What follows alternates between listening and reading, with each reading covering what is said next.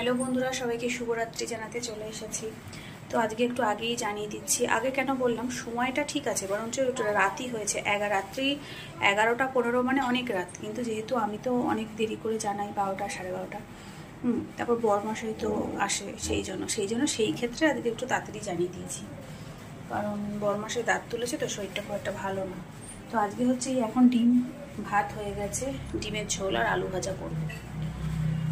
তো যাই হোক, চলো টাটা। কি আর বলবো, সবাইকে শুভরাত্রি। ভালো থেকো, সুস্থ থেকো, একটু পাশে থেকো, এই আর কি।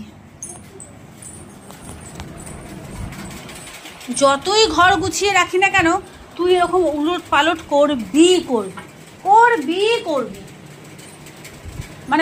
মানে আমি কি বলবো, আমি খেতে চাই না যে আমাকে খেতে দিতে হবে না, কিন্তু আমি ঘরটা পরিষ্কার থাক, আর তুই তত নোংরা করবি।